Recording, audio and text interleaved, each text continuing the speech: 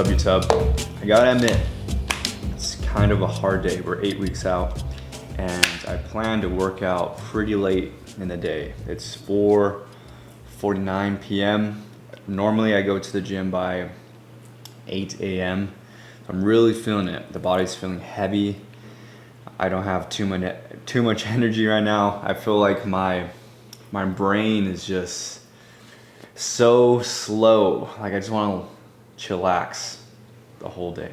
But we got some things to do. We got to hit our social goal for today, because it's through social events, time with people, that we could really discover not only ourselves, but others and all of humanity.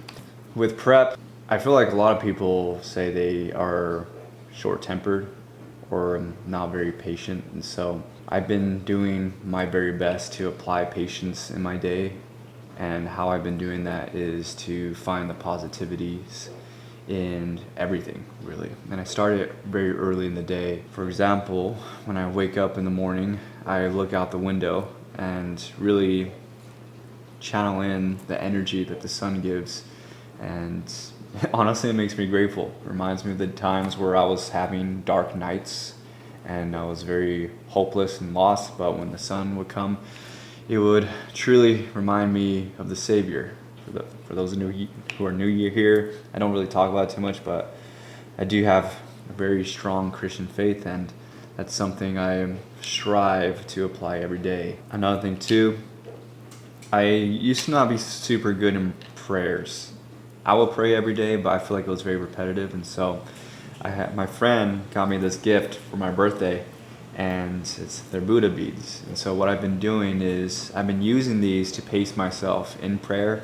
So I would go one by one and pretty much think about anything and everything of what I'm grateful for. Like for example, this morning I reflected a lot about how I'm grateful for the color of the sky, to the details of the mountains, to the food that we're able to have in our home, and also the vegetables, the fruits, the detail, the colors, just everything really. And it just puts my mind at ease and be really grateful. So when something negative does come in the day, I reflect on the things that matter most, which are those little things in life. We're on our way to do a workout with my boy Noah. I'm actually working with him with his posing, and truly very grateful for everybody that's giving me feedback, all my posing clients. I do this full time, and even the people that haven't worked with me yet, I really appreciate all the kind words that you guys shared with me.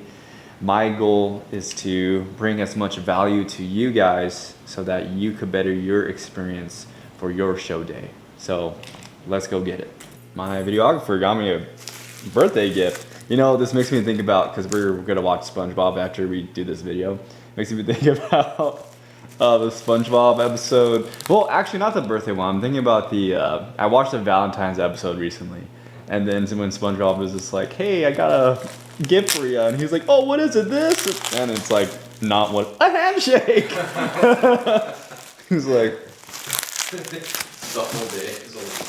I already see something cool here. Oh, don't want to break it. Oh. Dude, is this a mug? Yeah. Nice. Man knows me well. Yeah.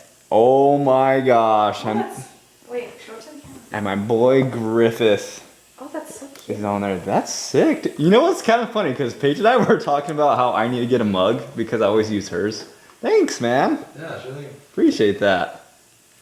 Happy birthday. Thanks. Yeah, appreciate that. Thank you. Dude, that's sick. I actually don't want to like open it because it looks that cool. It's mint condition. Sweet, I am awake now. Guys, I'm awake. Love it.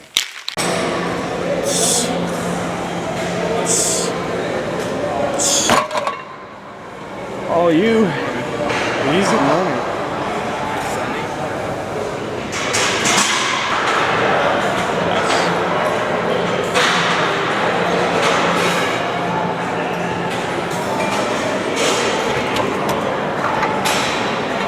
Just warm-up sets. I'll take a 25. It's gonna be 3 sets of 10. After this one, I'll get into a working set. Okay, bet. How much do you weigh? How much does it look like it weigh? That seems like a bad question to ask me. 180? 163. Yeah. 163 this morning, actually. Jeez. Yeah. What's your stage weight? So my last stage weight, I was 147. I was 144 the beginning of the week, but we like carved up to 147. So honestly, I hope I'm at least 157 on stage. I definitely put on mass since last time.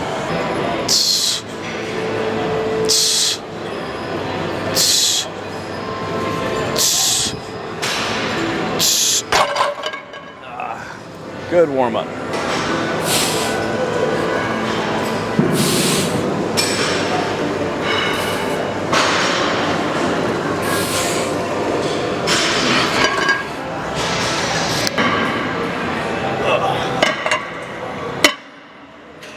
All right, it's probably gonna be a working set for me.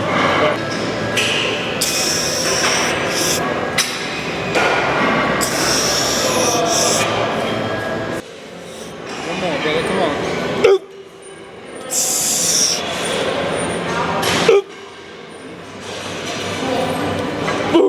I need help with this last one.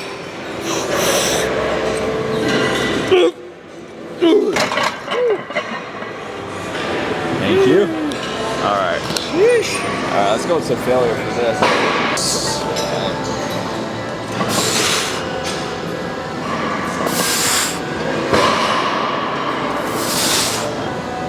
Push, push, push, push. Again, come on. Up, up, up, up, up. You got 2. You got 2. Focus. Focus. One more. One more. Push, push, push, push. You got one more. One more. Up, up, up, up, up, up, up, up, up, up. Oh my gosh. Good. By the way you just moved that, you wouldn't guess you were 163 pounds in now. Yeah. No way. One thing I like about lifting is, at least lifting with people, is like, it's like not only the energy that you give off, but like the intensity that everybody has. It's just like, I don't know, it's so addicting to watch. Yeah. It's almost like the whole mentality of surpassing your limits. Yes. Yeah. And lifting with people who are like stronger or more experienced than you, it's like it resets your minimum standard. You're like, okay, I can push a set like him, you know, and then you kind of For sure. baseline for it.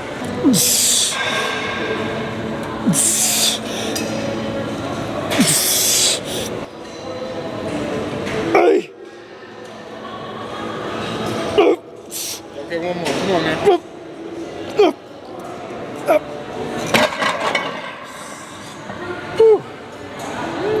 Man, I was slouching on that one.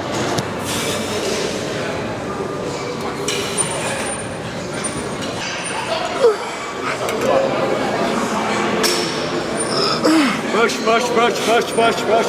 3 more, come on. I'm here with you. Push, push, push, push. Oh my gosh. 2 more, come on. 1 more. Push, push, push, push, push, push, push. Nice. Oh my gosh. You good, bro? Wow. That was a set. That was one of the hardest sets I've ever done. Whew. What is the life model that you're living by right now, and how is it enhancing or improving the quality of your life? Life model. I've been really on like a discipline focused kick. So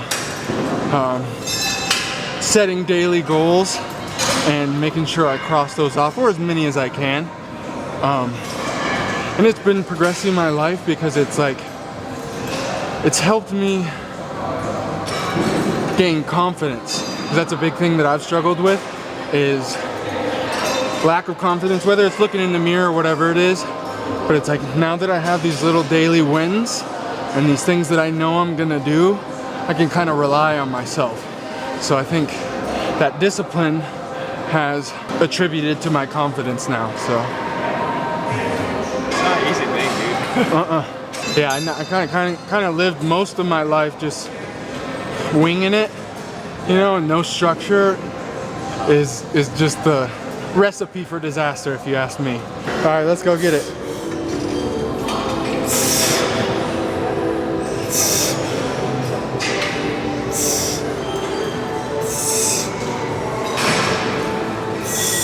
Two more. 9. Let's go. Get you one more, brother. Come on now. Easy money.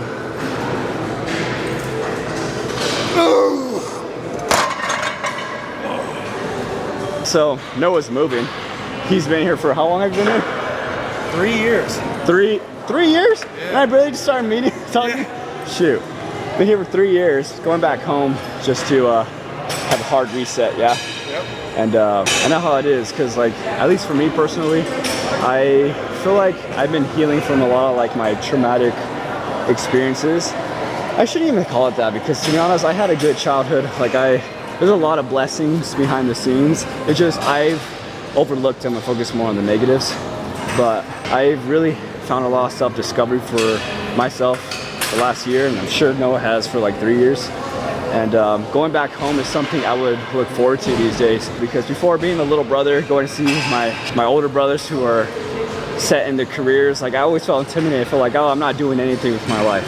But now that I have a good flow, everything's going well with me and Paige, it's like going back, I feel more, I don't want to use the word established, but I feel more true to myself. So when I am there, then I feel like I have more of a purpose behind my words or my experiences. Like, I'm not a little kid anymore.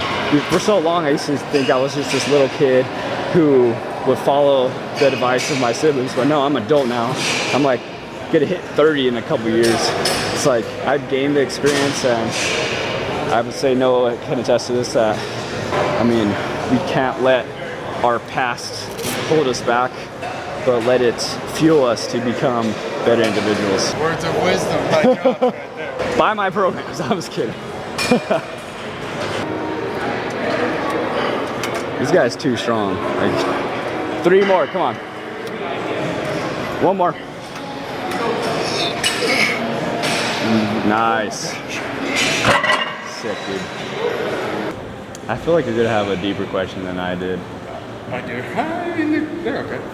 Okay, so you are both a content creator, a competitor, and a coach. That has to be hard, right? In times of self-doubt or struggle, how or what do you do to keep pushing yourself forward and keep taking those steps? Because I know it's easy to want to quit, and a lot of people quit doing either one or one of 3 of those things, but you do all 3. So how do you keep yourself moving forward even on that? Like, motivated? Yes. Well, not even move, because we all have thoughts of like, should I quit? Is this for me? You just kind of spoke about how like the pressure of your older brothers. So it's like, is this path for me? How have you kept going on this path? Because it's an uncertain path. So there's this quote that I really like. I heard it from IFBB pro named Brandon Hendrickson. He says, if the little voice in your head tells you to play the violin, by all means play the violin. So when I got married back in 2020, I had this little voice in my head to do posing content, but I delayed it for 3 years. So that gives you an idea. And in those 3 years, I tried like every job. Well, not every job. Like, I was working at In-N-Out Burger. It was doing good for us. I even did sales. It did good for us, but it was like really hard mentally. And I did a restaurant job, Italian restaurant job, when I first moved here. And in the back of my mind, I always felt this calling to do creation content through posing. Because to be honest, I've always been into posing without even realizing it. And I had this drawn to it. And just seeing the financial burden and also the unsurety of like my goals and passions, and seeing my wife having to watch me kind of self-afflict myself for our first 3.5 years of marriage, it really killed me to reflect back. And so there was this time where my car got broken down, and it put us in a situation where I felt like, man, I'm truly like the problem of causing stress with finances in our marriage. It's not as bad as what I'm saying it, but like I just built like this scary when you're in it. huge thing. And so when that happened, that's when I had this realization, just like, okay, I need to follow that little voice that I've denied for 3.5 years.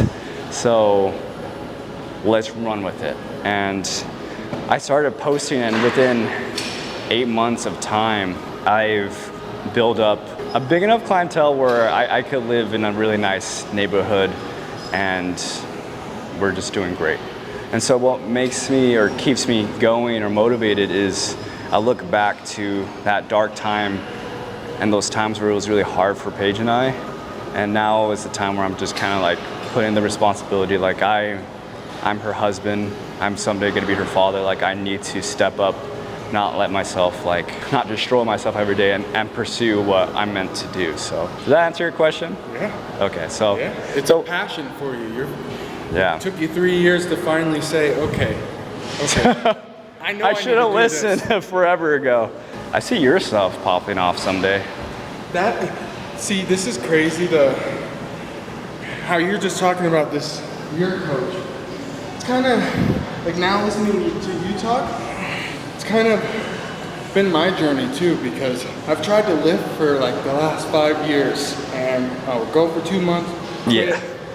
But always in the back of my head, I knew, you should be taking this a little bit more serious, like you enjoy this.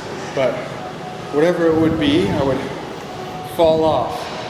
And in this last year, I finally truly committed to learning more about it, finding circle, finding people like you who uplift me. And now, same as you, I'm like, I can do it, okay? And having these reference points, makes it so easy, because when times get hard, I'm like, he pushed through, why can't I push through? Okay? Yeah. Like, obviously we have different paths, but it's always nice to see someone who's taking those steps, because most people aren't taking any steps, you know? And I feel like people like you or me, like, I would rather live this uncertain life than live with regret. And like you said, you lived with it for 3 years, and now you're doing what you like, so you're at least a little bit happy with what you do. You know, you're not doing some job that you're just doing it to pay the bills, to be a husband, or spending your time doing things that aren't fulfilling you. Like, I don't think a lot of people find work and passion together. You know, Yeah. you've created that for yourself, so that's pretty cool. Dude, you tell me this. What did you learn from Berserk? Don't give me any spoilers, but like, what did you learn from Berserk? Okay. Oof. Okay, that's a very great question. And funny, my second question was anime related too. But Berserk, I think Guts is like stoic, you know? And I think I learned that like, no matter how crazy, how bad things get, you have to keep moving forward, you know? And I think while everyone loves Guts, it's because he's had one of the most tragic stories of anyone. And you know, and it's beautiful in anime and manga how they can paint the craziest, worst situations possible and have people overcome that, you know? And you can kind of tie yourself to that of like, you know, maybe it's not the eclipse, but I can overcome my eclipse, you know what I'm saying? So I think that, yeah, just no matter how crappy life gets, keep moving forward with intention too, because Guts has this scene where he says, fate, destiny, forget all that crap. This is my war declaration, and I'm just like, okay, like, you can change the future, but you have to change it in your actions today. That's kind of what I see in Guts. Scott's your favorite character in the show? Yeah. I mean, he's the only character, right? What anime character do you see most in yourself, and what characteristics of that character do you admire? Oh man, that's a hard one. Shoot, that's wild, dude. Okay, I'm gonna jump into 2 characters. One is Tanjiro. I feel like Tanjiro always sees the best and light in everybody. I mean, before he like slays a demon, he just like sees them. He's like, oh, I feel sorrow, blah, blah, blah. Why is he doing this? I'm gonna kill you anyways, because that's my job.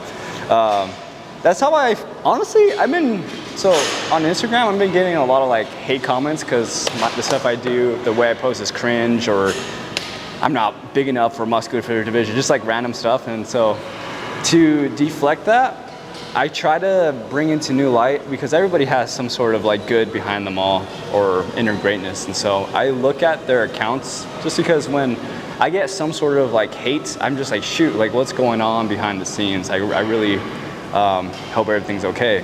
And I remember one comment I got was from a firefighter.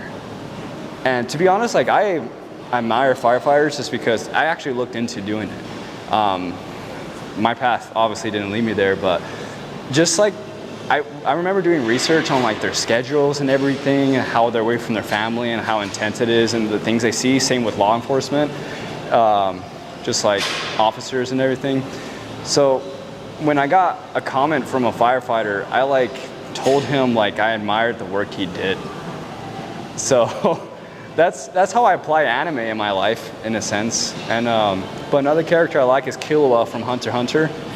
Yes. So Killua, what was it? His brothers, like I forgot, it's been a while, but they like put this thing in his brain, like a pin or something, and I believe it was supposed to like represent anxiety.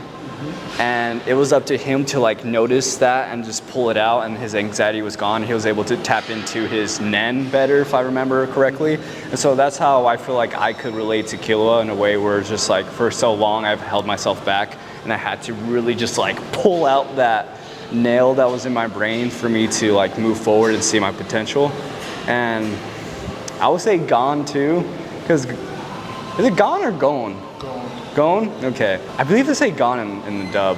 But I like that character just because his father left him at a very young age, and his father went to go do cool stuff, and he never blamed his father of just like, oh, like he left me. He always wondered like, oh, what is he doing outside of, like, why did he leave me? I want to experience it too. And I didn't have that experience with my dad, but my oldest brother, I admire him the most just because him and I are very much alike. Like we're into the same things. And for him to like go out and do like a job and make money, and I swear he would lease a new car every year. He's smart with money, but it was just like he just lived a lifestyle that was kind of like cool to me. And I was just like, shoot, what is beyond this world that I need to learn to be a better The power me? of perspective. 'Cause you could Yeah. be like, oh, he left me, but instead it's like, look what this cool stuff Yeah. is doing. What can I do now? Exactly. I think it was my last set. Okay. And then we'll move on to something else. Prep, content, coaching, personal life. How do you balance all of those? Because from the outside looking in, it seems like you've got a lot going on. Prep, content, what's the other one? Marriage, coaching, everything that you're doing. It seems like you're doing a lot. You know, how do you balance it all? It's only 24 hours in a day. Oh, And while it may not be a conventional 9 to 5, it probably does take up a lot of your time. Prep definitely takes time because I actually don't meal prep at all. I purposely don't meal prep just because if I meal prep and if I have food ready to eat, then I'm gonna want to eat my food sooner because it's already ready. So I actually make my food before I eat it. Every time. Yeah, so I could prolong my eating time. Just because I only have 4 meals right now. I used to do 5, but it's just not doing it for me. So I will make my food, 3 hours later, I will make my next meal and then eat it, and 3 hours later. So that's that cycle. And then for content, on Mondays and Fridays specifically, I kind of just record and wipe out as many like talking value reels. And at the same time, I'm also trying to put together and take notes and do content for random stuff wherever I want to do a posing reel of Care Bears or X-Men, just something random. And that takes time, at least the brainstorming. So I do those on Friday. Tuesdays, Thursdays, Saturdays, and sometimes Sundays, I do all my posing calls. So I usually do posing calls from 12 to 6. And yeah, that takes time too. And in my extra days, so the days that I'm not doing posing calls, that's when I do check-ins for all of them. I give everybody feedback, draw diagrams, and just like do all that. And then YouTube, we're working on that. And marriage, I just try like my stopping time is 6 p.m. So 6 p.m. to like 8 or 9 is when I go to bed. That's when I devote my time to Paige. I need to find a way to decompress. And lately we've been watching movies here and there, but like that just doesn't do it for me. So like we need to find something different. We try to make things interesting by like going on walks or doing random things. But how do I find balance? Yeah, I have 3 days blocked out for clients, another 3 days blocked out for content/clients. And then in that time as well, I'm making food every day. So you have a structure to your chaos. Yeah, structure to your chaos, yeah. Interesting.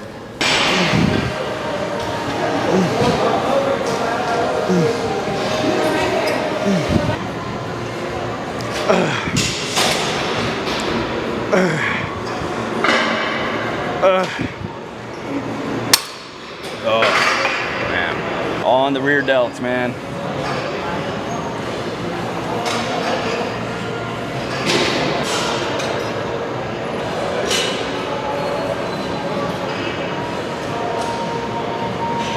I saw in your story you said you're not addicted to food like most people, but is there a food that like if you saw it, you'd be like tempted to cheat on your, you know, No. ice cream, no desserts, nothing? Well, I had ice cream last week. Okay, really? Yeah. I feel like some people think that to be super strict by not having specific foods, but I track macros. So I track my protein, carbs, and fat. And as long as my macros equal up to my limit, then by all means, I can eat whatever I want. Like last week, I ate ice cream with Oreos. I eat specifically 3 Oreos a day. And it's not like a craving I have, it's more of just like, in prep, you just have so little carbs that I try to make it fun to see like how long could I have my food taste good until show day. Like last time on my last show, like I was like having Snicker bars every day leading up to the show, and I was still like, I hit my goals and everything. I got shredded, so that's how I tame the beast, I guess. But there's nothing to tame anymore. It's just like Business now. yeah. But like if I'm craving a pizza, I'm just gonna buy a tortilla, get fat-free cheese, get like turkey pepperoni, and tomato sauce doesn't have a lot of fat. I don't think it has any fat in it too. So putting that together, it's like I could technically have a pizza. I mean, I can't have like a Domino's or a Little Caesars, but So that's also the beauty of you cooking every time before you eat, because you can kind of fill your cravings, right? yeah. Okay. Yeah, a bodybuilding show is probably like $200. To get a tan is $100. To travel to the show is probably like $300 for your ticket, and then a coach month to month, like a really good coach, is going to be in the 300s. So if I cheat on my diet, then I wasted my money. So it's like I have no time to cheat, because if I did, then it's just like I'm just wasting it all. You know what I mean? Yes. So it's like I have no time to give into cravings. On top of that, like the food is always gonna be there, so it's like,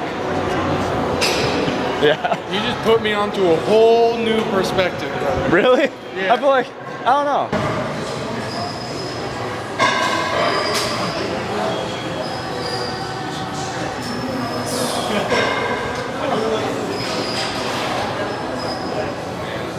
Dude, your vascularity is nuts at the moment.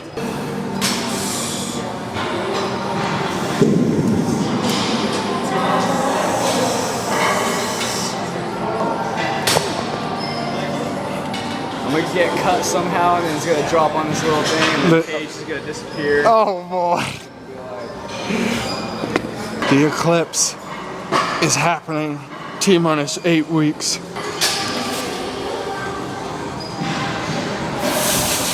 Sorry for barely spawning in your life. I didn't lift for the first 2 years I was here. I was just drinking and doing dumb stuff. How did we come in contact, guys? Bro, this is a weird story. I saw a page on TG's story, and she was like posting like actual content, and this was like right when I wanted to get into content, and I was like, content creator, so cool. I introduced myself to Paige in person. I was like, I saw your story on TG, that's awesome. And she was like, taken aback, like probably awkward, because I was just some random dude, and I was like, I'm just introducing myself. And then from her page, she posted a collab vid with you guys, and so I clicked on yours, and then I saw all the anime, and I was like, and then, how did we even meet? Probably DM'd you. I think so. Yeah, I remember I DM'd you for a little bit. And then, yeah, I just didn't know who you were. And that's was the start of my, I was about to say career, but not a career, endeavor, if you will.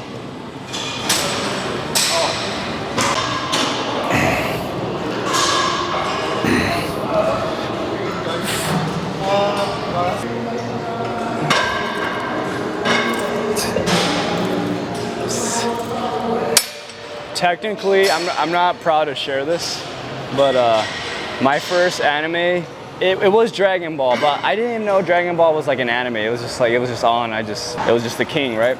My first anime technically was, it was High School of the Dead. Have you seen that one? No. Is that the sus one? Very sus, dude. So much fan service, like it's freaking disgusting. But the story is actually really good. That's what held it for me. I've seen like a bunch of memes where it's like some guy at a convention being like, what's your favorite anime? And then him being like, High School of the Dead. And everyone's like, oh, and he's like, for the plot, I swear. No, the plot really is good, bro. It's just like, oh man. You just can't have anybody walk in on you like watching that. It's just like, very sus. That's actually why I took a break from anime, because I thought anime was gonna be like that, like all of it. But someone introduced me, like Kyle, to like One Punch Man, and that's what got me hooked. I watched Naruto and then I was like, are all of these 700 episodes? Because I You see, that's where I started. I started with small ones. Like One Punch Man was like 12 at first. And then I moved to Death Note, which was like, I think in its 30s or 40s. And then I watched Made in Abyss. Like, Really? Is that bro, Made in Abyss, have you not seen it? good? I watched the first 3 episodes and I was like, eh. What? You haven't finished it? Bro, Made in Abyss is the only anime that's made me cry. It's the only one. Episode 11 specifically, like, bro, I got scarred by that thing. Okay. Dude, have you seen Beastars? No. That's another good one. That one, people think it's sus too, because people think like, oh, you're a furry, you're into that type of stuff. It's actually really good. People are gonna watch this and be like, yo, Josh watches Beastars, High School of the Dead, and all these girly anime. See, I'm like I watch the kiddie stuff. I hate to admit it, but You watch all the kiddie stuff? like fairy tale stuff like that. I don't You know. see, I didn't dive into fairy tale yet, because I do read a lot of reviews before I jump into it, because I don't want to be let down. Like I watched Tokyo Ghoul, season 3 robbed me of my time. Interesting. I never watched it, but I read it. The manga, great manga. I'm just not into the intense as much. Did you like Attack on Titan? Yeah, I did, but it's not my favorite. I'm not the guy who's like, Attack on Titan, all the time, you know. Yeah. But it was really, really good. Great story.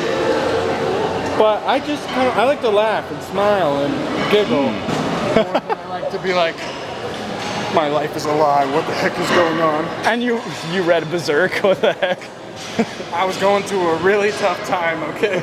What would you say is your top 3? You have a top 3? It's like manga, because Berserk is goated, but only the manga, you know what I'm saying? Well, just like anything, manga or? One Piece is obviously my favorite.